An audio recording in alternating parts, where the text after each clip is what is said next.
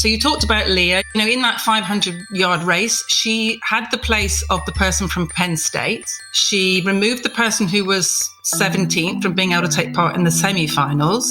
She removed the person who was 9th from being able to be in the final. She removed the person who was 4th from being on the medal podium because they didn't get there. And she removed the person who was 2nd, who was the first biological female, from being the actual champion of that event. So there was 5 women in that particular one event alone, that lost out. So this isn't just about the odd person here and there. Hello and welcome to the Brendan O'Neill Show with me, Brendan O'Neill. This is a podcast in which an esteemed guest joins me to talk about the big ideas, the bad ideas, the problems and the controversies of life in the early 21st century. In this episode, I am delighted to be joined by Sharron Davies. Sharron is a former Olympian swimmer. She has represented Great Britain in the Olympics and the European Championships and England in the Commonwealth Games. She broke numerous British swimming records. She won a silver medal at the 1980s Olympics in Moscow, and she has won gold, silver and bronze medals at the Commonwealth Games. After her career as a competitive swimmer, she worked extensively in the media as a TV presenter and a swimming commentator for the BBC. She's also worked closely with Disabled Sport England and the Sports Aid Foundation. More recently, Sharron has helped to rally numerous other female athletes to defend women's sports and to keep women's sports for women only. So, Sharron, you have been speaking out. I think over the past 3 years, you've become one of the clearest and fairest voices on the need to protect women's sports. In this instance, to protect women's sports from the inclusion of trans women or biological males. And I wanted to start off by asking you what made you speak out, because this is not always an easy issue to speak out on. And I want to get into that a bit later on too. It can get you a lot of flack. It can get you a lot of heat. What made you think I need to speak out on this issue? Thank you, Brendan. Yeah, it has. It has been quite a long journey, actually. The IOC changed the rules quite considerably to self-identification in 2015, and then they changed them again very recently to reduce any form of testosterone suppressant whatsoever. And I suppose the biggest reason I speak out is that during the 70s and the 80s, we had the East German doping system going on. And I was part of that generation that really suffered from that. So these young East German girls were put through male puberty, given very old-fashioned steranable testosterone as they were going through puberty to develop male strength. And they totally dominated the world of women's sport in things like swimming, track and field, rowing. So my Olympic Games in 1980, they won 90% of the medals. And in fact, in the women's events, in the women's event only. And in fact, in most of the events, I think bar about 3, they took first, second and third for a tiny little country and didn't have, I think they took less than 3% of the medals in the men's events. And this went on for unabated for 20 years. Where the IOC did absolutely nothing. They had East German doctors sitting on the doping panels. So, of course, a generation of young girls lost their opportunities, lost their medals, lost their places, lost their opportunities to have a career off the back of that success. I know British girls that were 4th, that no one has ever heard their names, that would have been Olympic champions. And I just didn't want a whole generation of young girls to go through the same process.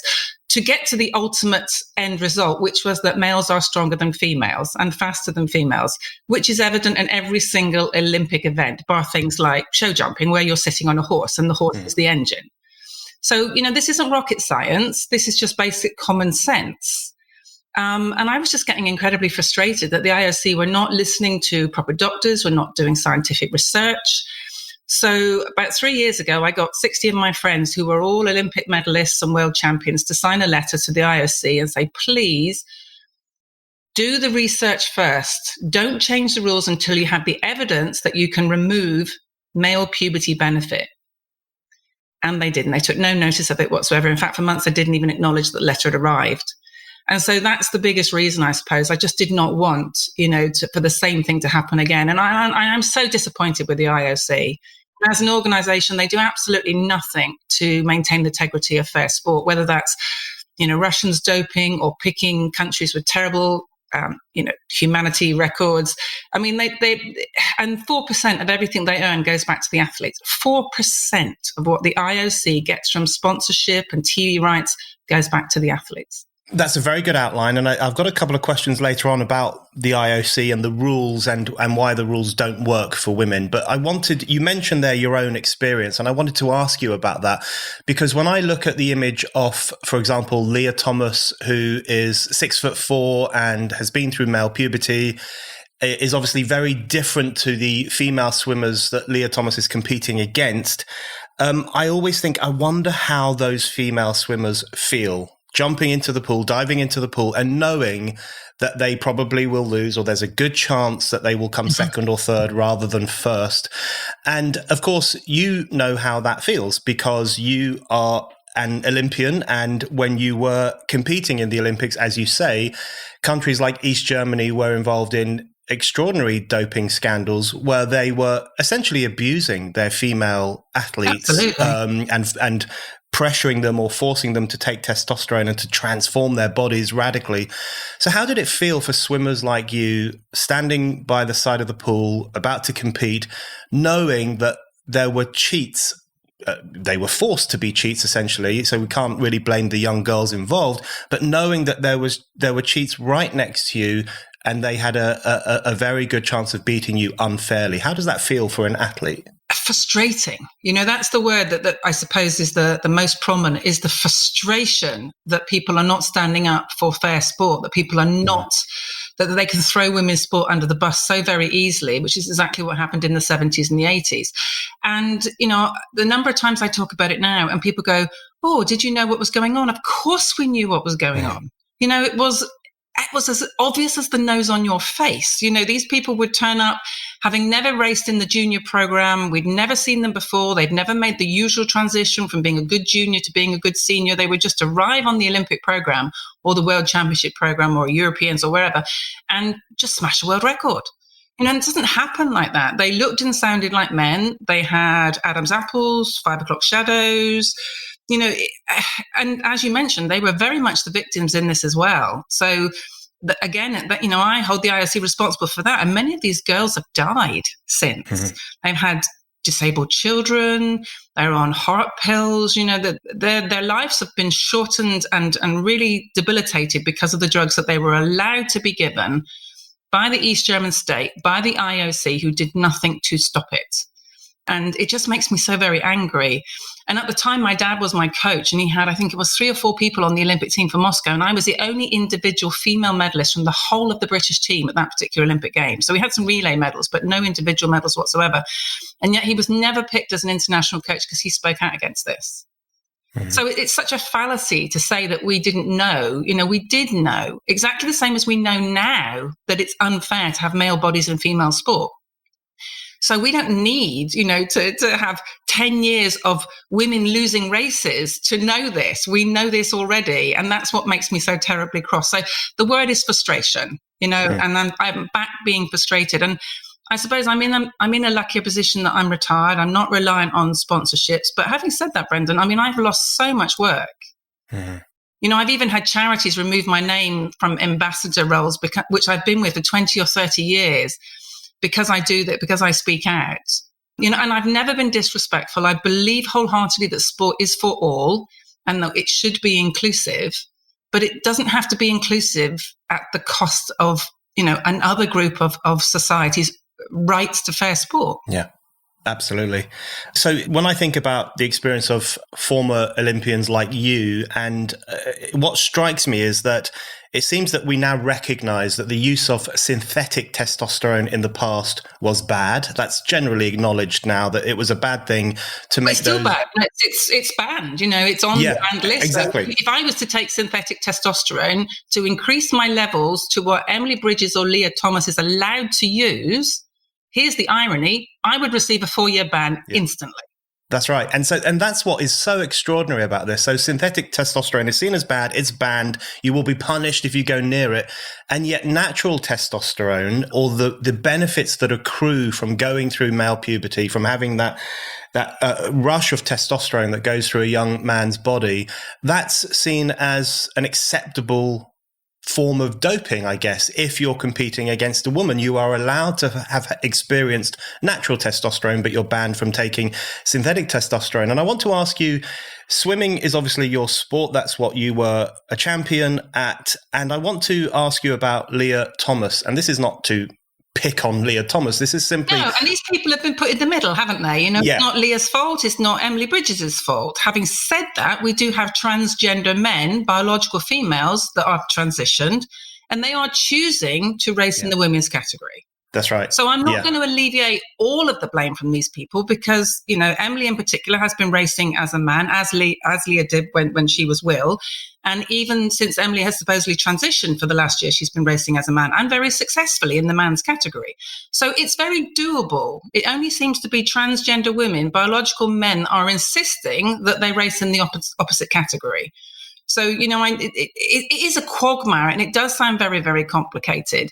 But actually, in reality, it's not. It's just race based on our biological sex. Yeah, absolutely. And as you say, I mean, these individuals, they do make a choice to take part in these sports, and it should strike most people, I think, as an unfair thing to do. So they do bear some of that responsibility. But they have been put in the middle of very bad policy, you know, so I will acknowledge that wholeheartedly.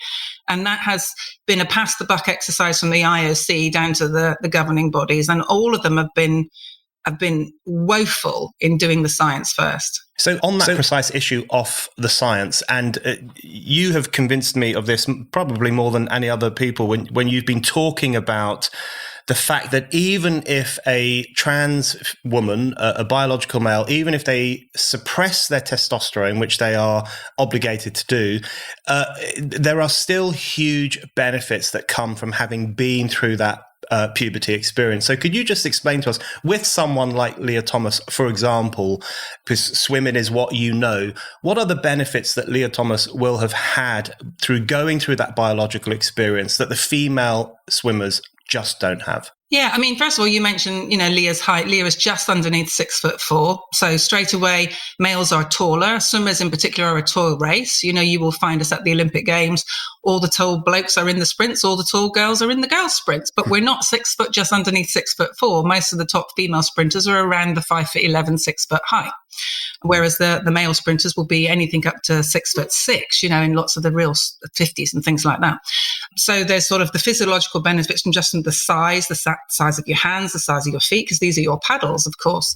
It's lung capacity, it's bone density, it's muscle memory. You know, this is 21 years of being still a male. You know, even though he identifies as a woman, he's still biologically male. So identifying as a man and competing in man's sport. And those things will not be removed. So even if someone has a, let's just say, 12% advantage between a male and female performance, and we can remove 6% of that, you're still giving someone a 6% advantage when we spend millions of pounds every year trying to stop people from doping to get the tiniest advantage whatsoever. So what actually is the point to WADA and the World Anti-Doping Agency if we don't care about advantages in sport? You know, this is sort of the ridiculous side to it. So you're never going to be able to remove male physical advantage, not all of it. You know, you may be able to remove a third of it, or you may even be able to remove a half of it, but you will certainly never be able to remove all of it. So that's why it's just not feasible. And that's why I've offered up the female classification and the open classification, because that is a way to be inclusive. The majority of transgender men choose to carry on racing in the female category and not take testosterone, which is absolutely fine. Nobody has an issue with that. We've seen that many times. But there are transgender men who are on testosterone. And if we don't have an open classification, there's nowhere for them to race. But no one ever talks about them because they're not a threat to anybody. Absolutely. And then in relation to something like cycling, I've heard you speak about the benefits of male physiology in relation to cycling too. So we have people like Emily Bridges, we have Rachel McKinnon, and, you know, born males who are doing well in cycling in a way that is not really fair. And in relation to what happens to the pelvis, for example, during puberty and the female pelvis, could you just explain a little bit about why having gone through that male experience also could prove beneficial in a sport like cycling, for example? Yeah, absolutely. Cyclists will tell you that they have what's called a Q angle, which enables them to put more power through their legs. So the Q angle is exactly that, Brendan. It's the angle between your hips and your knees. So female athletes in particular, we are really susceptible to knee injury because the angle is bigger, because a woman's hips, because of childbirth, is bigger.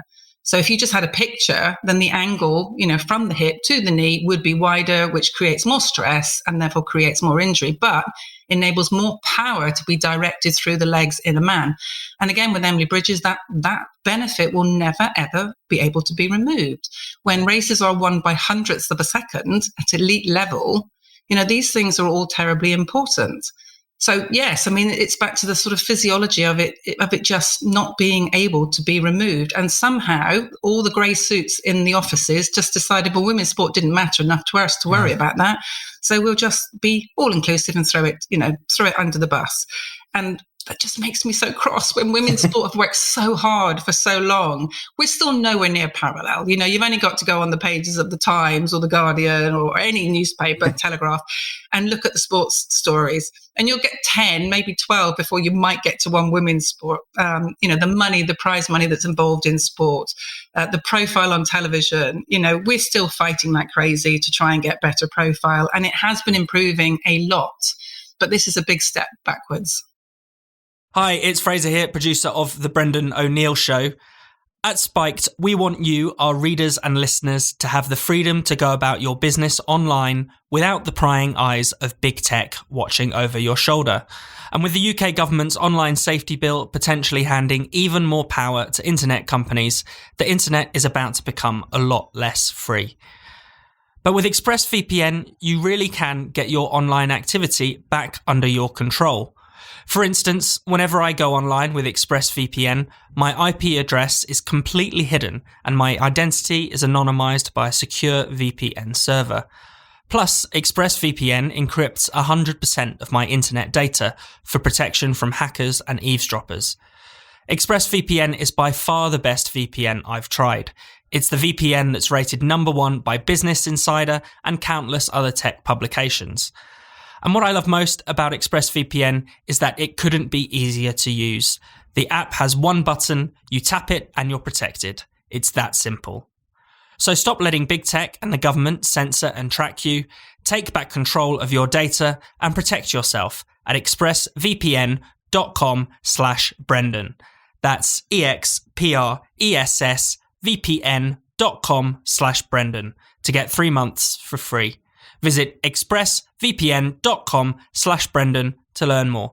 So one thing I want to ask you is about who is speaking out and why that is the case. So, for example, there are trans women in sports right now taking part against women and in many cases beating them. And I find it incredibly unfair and quite shocking that is allowed to happen. But it tends to be former athletes who are speaking out. So, for example, there's you, there is Martina Navratilova, there's Dame Kelly Holmes. The heroic Daley Thompson, of course, has lent his support to the women as well. It's the former athletes who are speaking out rather than the current athletes who are having, in many cases, to compete against these biological males.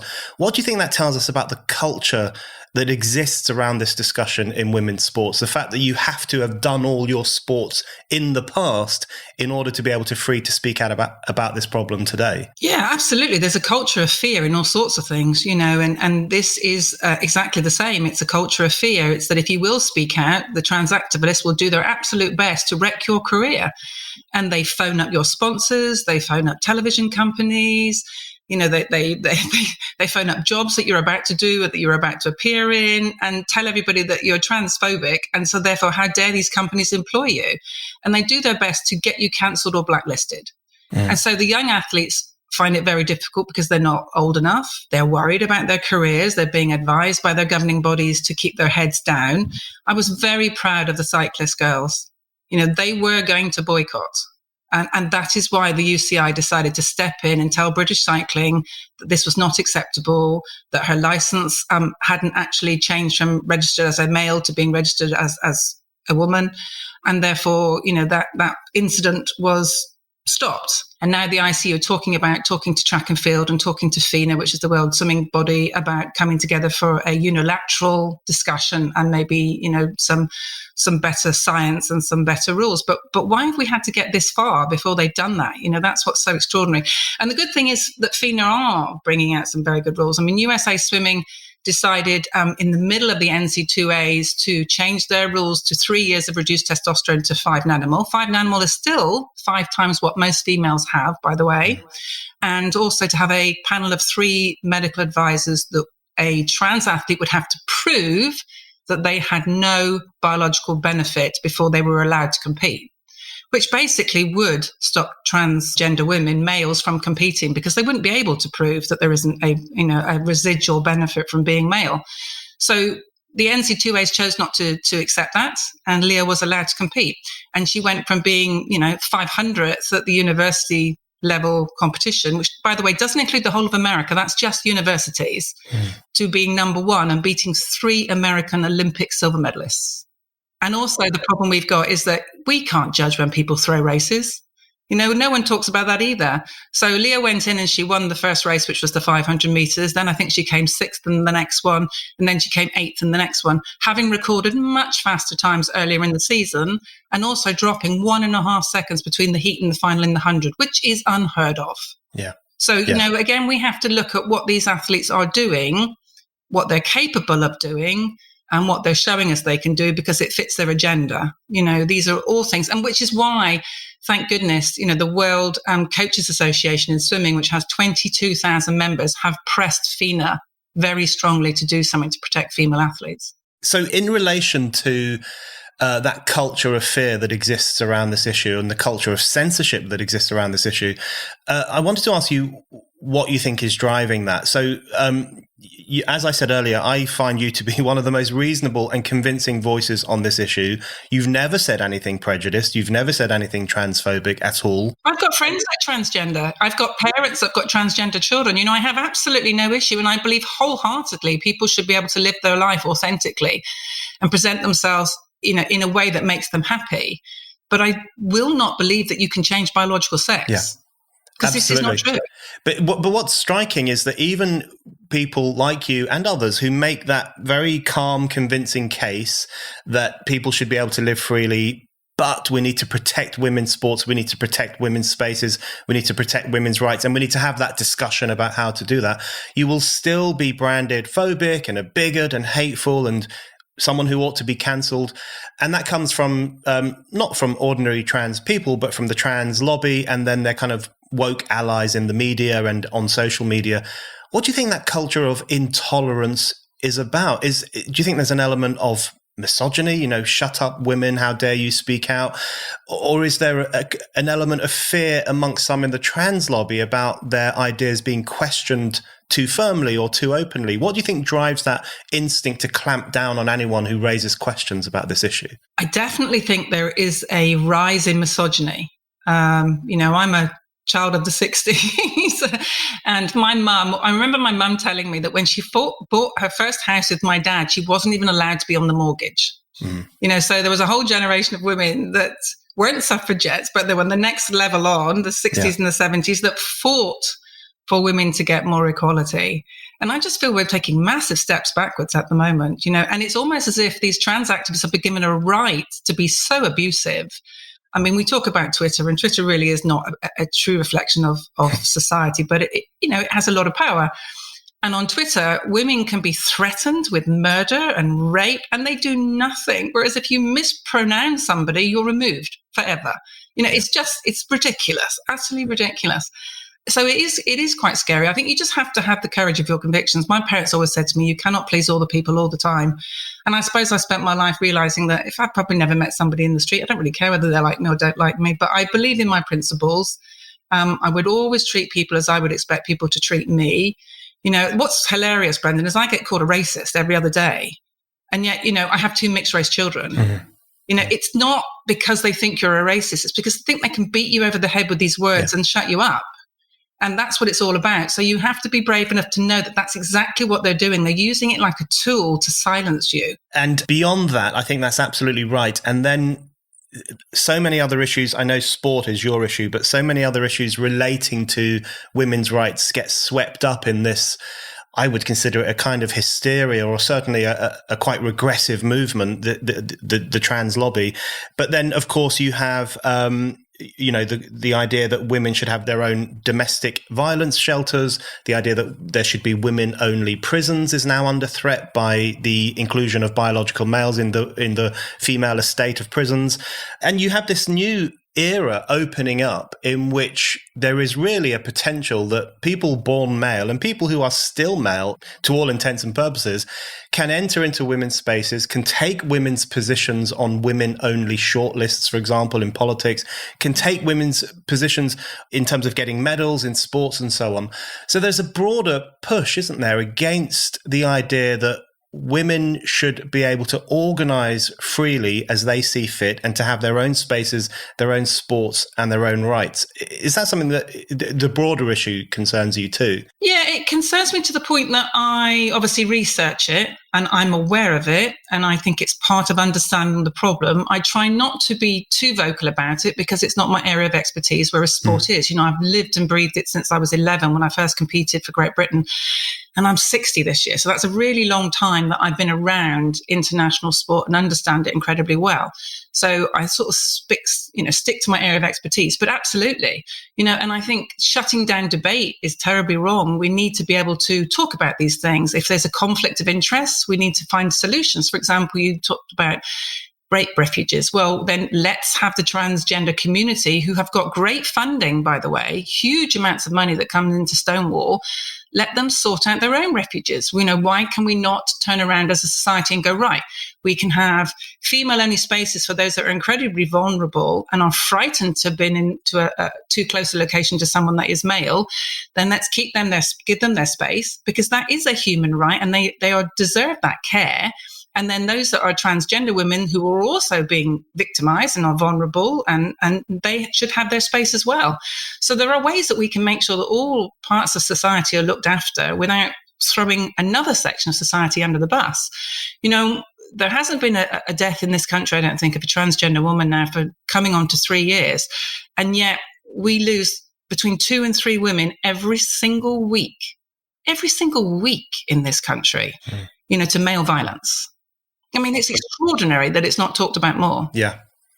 So on that issue you've raised about going back to sport and throwing people under the bus, i.e. women in this case, I want to ask you about what impact you think this might have beyond the events themselves. So we know that when Leah Thomas takes part in a particular event, that's a problem. That's going to raise problems for the female swimmers who've been training for a huge amount of their lives. And as you say, some of them who Leah Thomas beat are actual Olympic medalists, which is really shocking. But what impact do you think it has on girls who may be very sporty, may feel that sport is their future? You talked about being 11 years old, and that's the first time that you competed for Great Britain. When young girls who are not yet involved in competitions, not yet involved in professional sport, when they see this happening, there's a real possibility, isn't there, that they will think to themselves, well, I can never actually be a gold medalist if biological males are accepted into these sports. And it's going to have that knock-on effect down the generations, isn't it, in terms of limiting and lowering the horizons that young sporty girls might feel about what they want to do. Yes, absolutely. It's not just about the elite level, it's about the grassroots level as well. I must admit, I have sent a tweet the other day by somebody, and it really broke my heart. It was a lady who had an 11-year-old daughter, and her daughter came back from school, and she said, Mum, why am I bothered to do sport if a boy can just take my place because he says he is a girl? And she didn't know how to explain to her child that it was worth still doing sport, when that actually was a genuine possibility.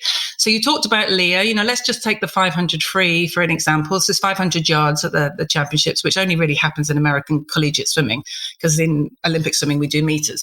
But, in that 500-yard race, she had the place of the person from Penn State. She removed the person who was 17th from being able to take part in the semi-finals. She removed the person who was 9th from being able to be in the final. She removed the person who was 4th from being on the medal podium because they didn't get there. And she removed the person who was 2nd, who was the first biological female from being the actual champion of that event. So there was 5 women in that particular one event alone, that lost out. So this isn't just about the odd person here and there. There are lots of people. We had the same situation with Laurel Hubbard in the weightlifting at the Olympic Games, and we're now going to have the same situation with Emily Bridges in cycling. It's not about so much Laura Kenny, it's about the person that won't even get on the team to be able to train, because she will take a female's place in the squad being able to train going forward. So it's the knock-on effect going down. And at the same time, as you say, it's not inspiring young girls that we already have a massive problem with drop-off in sport to want to be involved in sport if they feel that their hopes and their dreams are going to be threatened. And my frustration is that we don't set categories in sport based on feelings. We set categories based on biological realities. But no one ever considers the feelings of the athletes that are being shoved aside. It's only ever the feelings of one group of society. Absolutely. And that actually brings me on to a question I wanted to ask you about categorization in sport, because the thing I find really extraordinary is this notion that people like you are saying something completely outrageous and horrific by arguing that, there should be a category just for biological women or women, as most of us refer to them. The idea that that's a preposterous thing to say or a bigoted thing to say is ridiculous, because all sport is categorized. You wouldn't have a heavyweight boxer fighting with a lightweight boxer, for example. And, boys and girls up to the age of 11 or 12 often compete against each other, and it's not a problem. But after that, they split off and they do their own things, because obviously their bodies change enormously. So sport is all about categorization, isn't it? Absolutely. You mentioned it. It's about the bantamweight not being able to go against the heavyweight. It's about the 15-year-old not being able to go in the under 10 race. It's about all the different classifications we have in the Paralympics so that we can try to create fair sport for everybody. And that's why we have male and female sport in the first place, so that females are able to win. Because if they didn't, they wouldn't win anything. At the moment in America, there are 5,000 males that are able to run faster than the women's world record for the 100 meters, of which I think there are a few 15-year-olds in that as well. Yeah. 5,000 just in America alone. It's ridiculous. And you have to compare elite athletes with elite athletes. We cannot have mediocre male athletes using this as some sort of, retirement plan, or it has to be the very best of the very best given the opportunity. And that's, was very much amplified with Leah. Leah was an okay male collegiate swimmer, swam on the squad, didn't really win anything, and would not have even made it to the NC2As as a male performer. And the irony as well is that when Leah was Will Thomas and competing for 21 years, their best event was the 1,500 meters. So when Leah then transitioned, Leah all of a sudden became a sprinter. That's like Mo Farah deciding he wants to do the 100 meters. That's how ludicrous that was. But because of that explosive power that came with male biology, she was able, to do exactly what they wanted to do, which was to pick any event that they fancied doing, basically. And that's what's wrong with this again, as well. You can't do that. You can't be a specialist 1,500 meter swimmer and then transition and become one of the world's best 100 meter swimmers. And that is only enabled because of your biology. That's very well described. And when you put it like that, it becomes even more alarming that this situation has been allowed to happen. So I wanted to bring it on to the question of solutions, because you are one of the people who has actually put forward some proposals and some solutions to rectify this problem in a way that would be fair for everyone, so that women would have their own sports, which they ought to have. They have the right to have their own sports. Trans people could still take part in sports too. So one of the things that you and others have proposed is an open category in sports, which would allow trans athletes to still take part in competition. So could you explain what that would entail, what that would look like? Yeah, I think there probably is, in some circumstances, the actual men's categories often is the open category, but no one ever calls it that. So you would have a protected biological female classification, which would be purely for biological females. And then you would have an open classification so that anyone that wishes to identify as a trans man or a trans woman could compete in the open classification.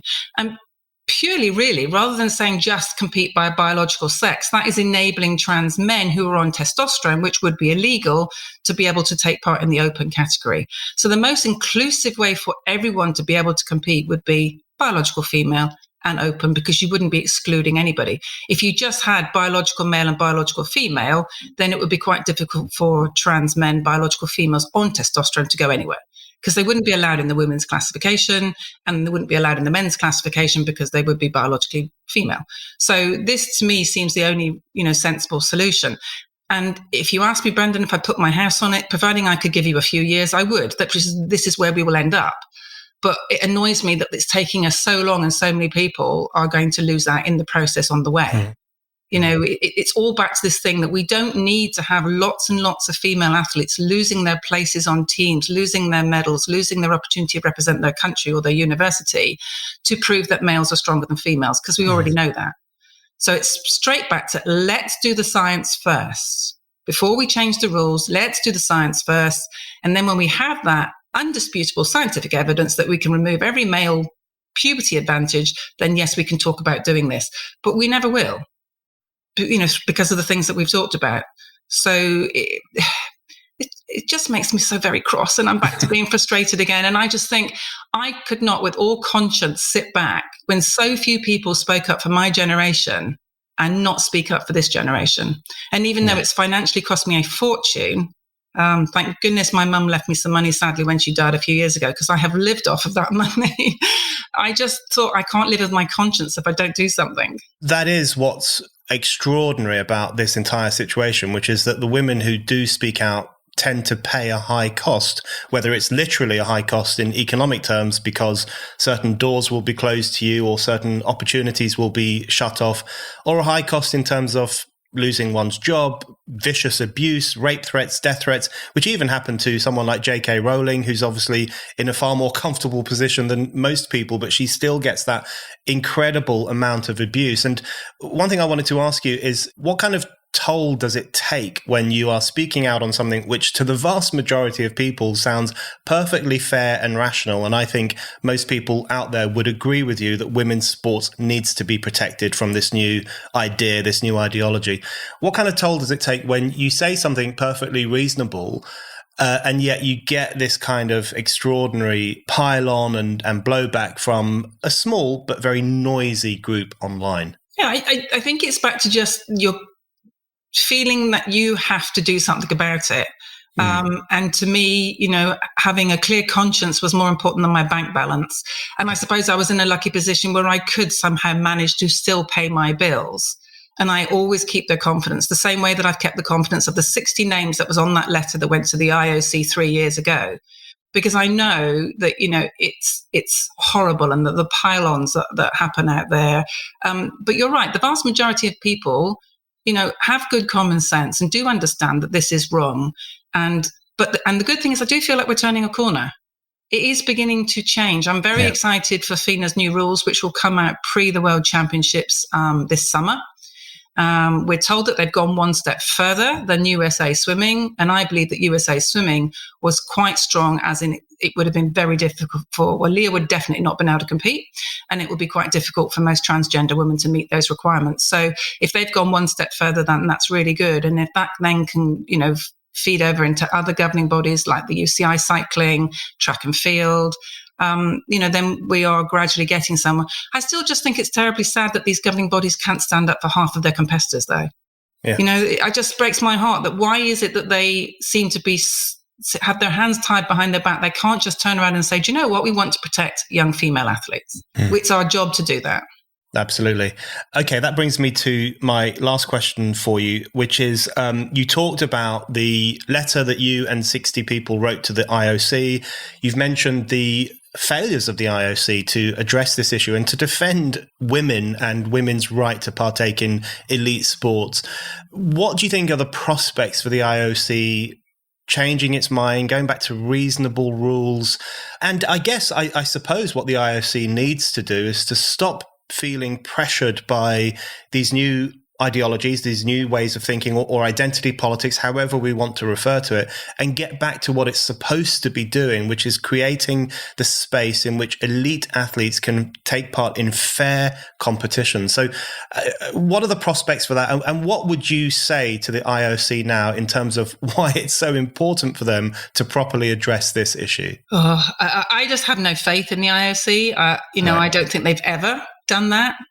It took a long time to get women's sport even in the Olympic Games. I mean, Kubertan was never even particularly keen that women were allowed to represent at the Olympic Games. So he's no hero to me, I'm afraid. Yeah, they have had terrible track record. And I'm not sure how we get them to change that track record. There's so many things that they need to change. It's not just the trans issue in sport. It's countries that they're picking for major events. It's, doping control, which is horrendous. I mean, Sochi was, I think, what was Sochi in 2014? We're still not sorted out the Russian doping problem. I mean, in Rio, we had swimmers that had received 2 bans that were allowed to actually still race, immediately after the Sochi whole thing was revealed. And I just feel so sorry for young athletes because they were being put in the same position again. The Winter Olympics recently with the skater, that was not her choice to take those drugs. Yeah. That was a choice that was put on her by her coaches by the state of Russia. And yet she became that terrible pawn that was stuck right in the middle of it, which was absolutely horrendous. And that was allowed because of the IOC. Yeah. So, they've got to clean their house up in so many different directions. I don't really know where to start with regards to them. All they ever do is kick the can down the street and pass the buck. But, what's so very sad is that when they did decide to try to change the rules, they not once talked to the stakeholders themselves. They never once spoke to any of the competing female athletes. They just had trans activist doctors, transgender women doctors, and that's all they listened to, the activists. They didn't talk to any of the stakeholders involved in their sport. Sharron, thank you very much indeed.